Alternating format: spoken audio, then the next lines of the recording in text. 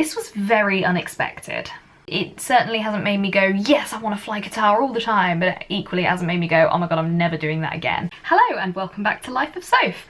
I am Soph, and if you are a regular viewer, then you'll know that I recently came back from a holiday to Thailand, which was absolutely incredible. I'll be doing some separate videos about that, but today I'm going to be talking about the flight. I flew from London Heathrow to Phuket International Airport with a changeover at Doha in Qatar, both on the way there and on the way back. And so in total, I've now done 4 flights with Qatar. This was my first experience with Qatar Airways. I'd heard a lot of things leading up to the flight about how amazing they are and that they're supposed to be like on par with Emirates in terms of service. So I wanted to make a video just covering kind of the whole process from the online check-in 48 hours in advance, bag drop at the airport, boarding, and then on the plane, kind of food, entertainment, COVID, some surprising COVID rules there, so make sure you stay tuned for those. So starting with check-in, I suppose the first thing to say is that it was really unclear when you could check in. Both on the app and when you do the manage my booking on a desktop, it said like check-in opens between 24 and I think it might have even been 96 hours before boarding, which was not very helpful. I took the view that 48 hours is probably the earliest that you're likely to be able to check in, although I was checking it kind of regularly in the lead up. And actually, it's a good job that I was regularly checking, because I found out that you can actually select your seats 24 hours before you can check in. So I actually managed to pick our seats free of charge, and then I checked in 24 hours later. The online check-in process was really easy, really intuitive. The last time I checked in online for a long haul flight was with Virgin Atlantic when I went to Walt Disney World, albeit pre-COVID.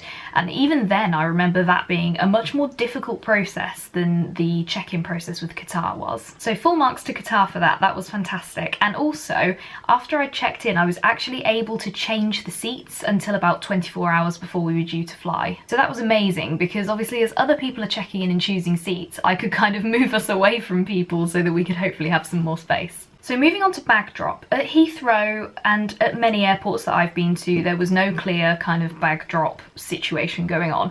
We headed over to the Qatar desk, and fortunately there was a lady stood at the end of the queue saying, if you've already checked in online, come over to this queue.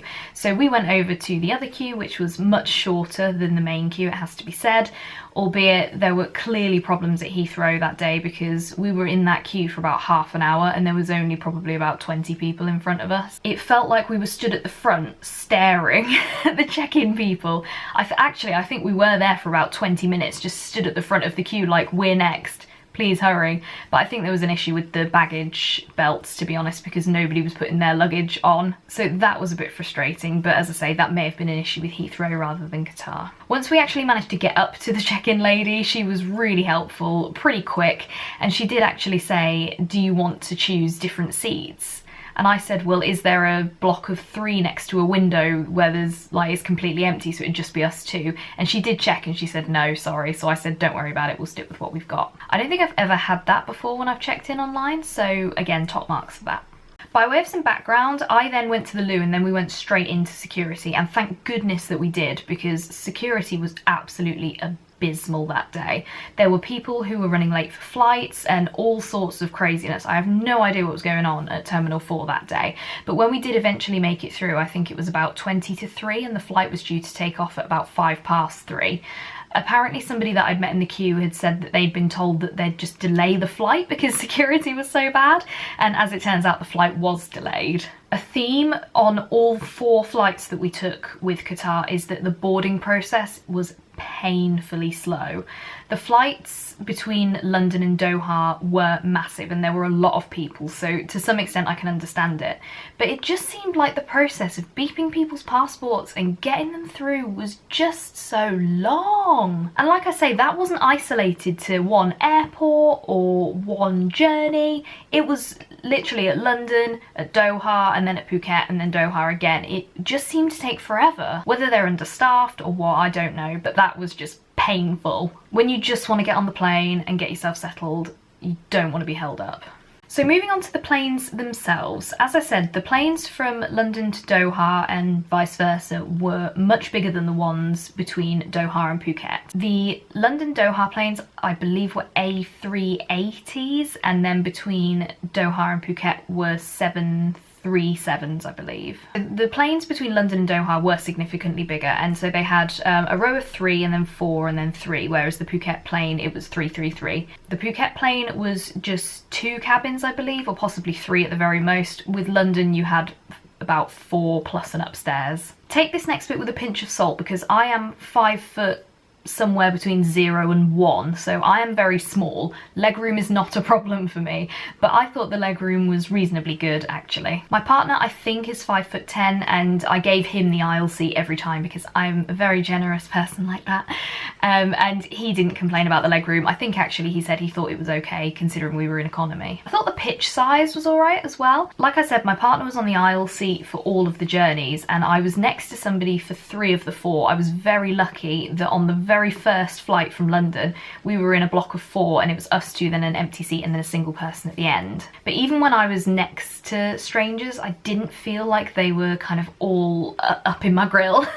One thing that I thought was brilliant, albeit it may not be if you're not from the UK, but they actually have proper plug sockets underneath the seats. So if you imagine where the seat, you sit there, and then obviously it goes like that, the plug socket was here, and it was a 3-pin UK plug socket, which, as I say, fantastic if you've got UK plugs, albeit I tried to plug in my phone on the way back and really struggled, so in the end I just decided to plug it into the USB port in the TV. And that's something else to mention, is that all of the TVs had a single USB port, so you can charge any of your USB items. I don't know if you can see in the pictures and videos that I took, but they actually have like a double headphone jack, which is a bit strange. I did use my own headphones at some point, which obviously are just a single jack, and it did work, but I had to kind of wriggle it around a bit to play through both ears. When I plugged the jack in fully into one of the holes, it only played through one ear, but as I say, I managed to get it working, so it's not the end of the world. As a rule, I try and avoid aeroplane toilets, but I wasn't able to go before our final flight from Doha back to London, so I did go in just as everybody was boarding, and I have to say, it was immaculate. As much as I don't make a habit of going in aeroplane toilets, it's definitely the fanciest that I've been in. And I'm sure they use some kind of fragrance. It smelled lovely in there. Moving on to the COVID rules, this was very unexpected. In the UK, we haven't had COVID laws for quite a long time. I know that we were the global guinea pigs for that, but nobody wears masks, you don't have to isolate. COVID is essentially either gone or ignored in the UK. And I wasn't clear what the rules were in Phuket, but actually I think a lot of people voluntarily wear masks, but they'd recently lifted the rules of like you have to wear masks and all this kind of stuff. So it was pretty relaxed when we actually got to Thailand. In Doha, I don't really know, because I looked up the rules and it just said you didn't have to have like a vaccination certificate or anything like that if you're not leaving the airport, so I wasn't too worried. But I walked around Doha airport without a mask on and was absolutely fine, nobody said anything. But when we were on the plane, we were told you have to put your mask on. We were given these little COVID kits that had a mask, a little sanitizer, and also some gloves. And we were told you have to have your mask on unless you're actively eating or drinking. And I think getting on at London, everyone was a bit like, what? Because I'm pretty sure that most of the people there were British or, you know, from the UK. So this is completely foreign to all of us. But in any event, I put my mask on, I do what I'm told, and they actually came around and were saying to people, you gotta put your mask on, put your mask on, put your mask on.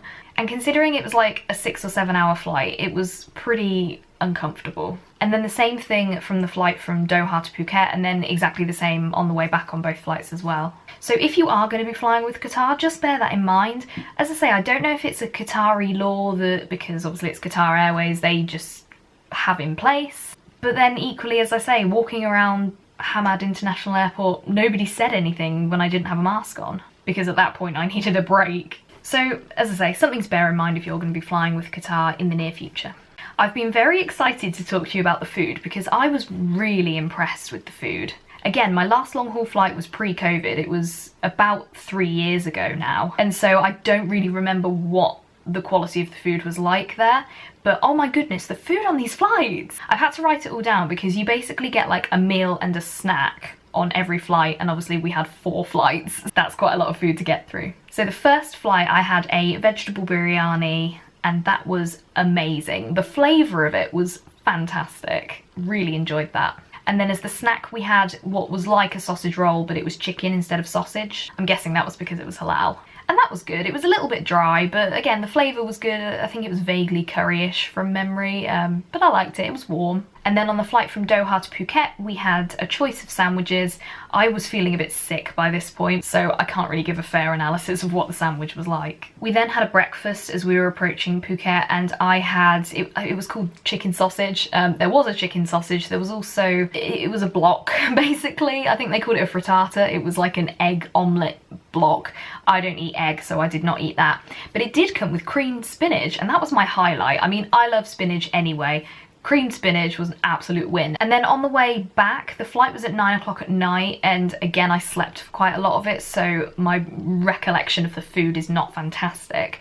I had some kind of dumpling thing. I think it was Oriental on the first flight, and I remember that being really nice. I think they called it I want to say cutlet, but I don't think that's the right word, but they were little like soft balls in like an Oriental type sauce. That was really good. I don't think we had a snack after that, but again, I may well have been asleep, and I have absolutely no memory of anything on the last flight between Doha and London. I feel like we must have had something, but I can't remember what it was. So now I want to talk a bit about the onboard entertainment system, which is called Oryx. Overall, fantastic. It had a really good range of like new stuff and then old classics, and whatever you're into, you will be able to find something.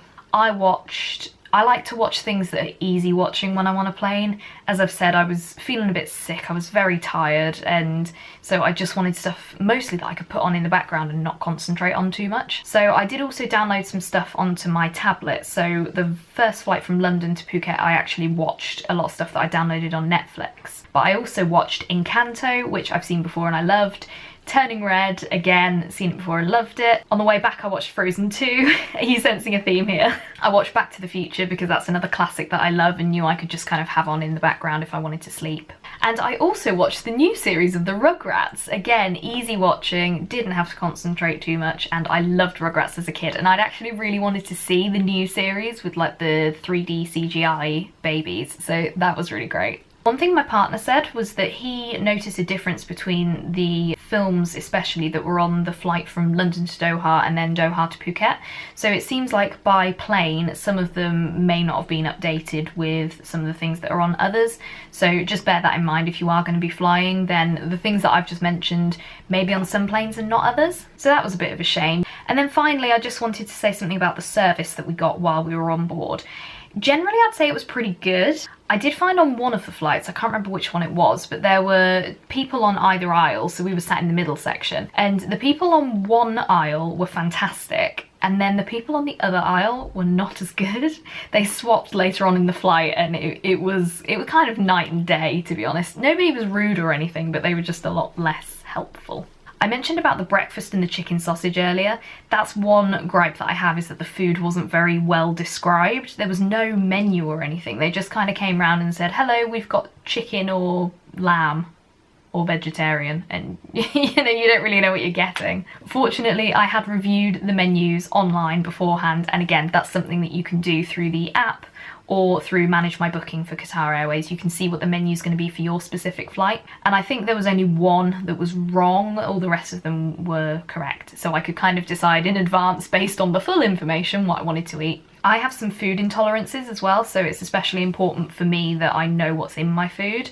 I know I could have requested a special meal, but it's always difficult when the stuff that I'm allergic to is quite easily avoided. A lot of it's fruit, so again, if you see fruit, I can usually tell you whether or not I can eat it. But overall, I think the service was good. It certainly hasn't made me go, yes, I want to fly Qatar all the time, but equally it hasn't made me go, oh my god, I'm never doing that again. When I was thinking about it, I think I would probably put it on par with my experience of Virgin Atlantic in the premium section. And so having flown economy with Qatar, I suppose that's something to say, is that the service in economy there was as good as premium on Virgin. So that's my thoughts on Qatar Airways. Let me know if you've flown with them and what your experience was. And equally, if you're watching this video because you're about to go away, then I hope you have the most amazing time. As I said, I've just come back from Thailand and I've got lots of content coming your way, so make sure you press subscribe if you want to see that. But in the meantime, if you want to know what you should be packing for your hot holiday, then you can click here to see my Thailand packing video, and you can press here to see a whole playlist of my travel videos. Thanks again for watching, and I will see you in the next one.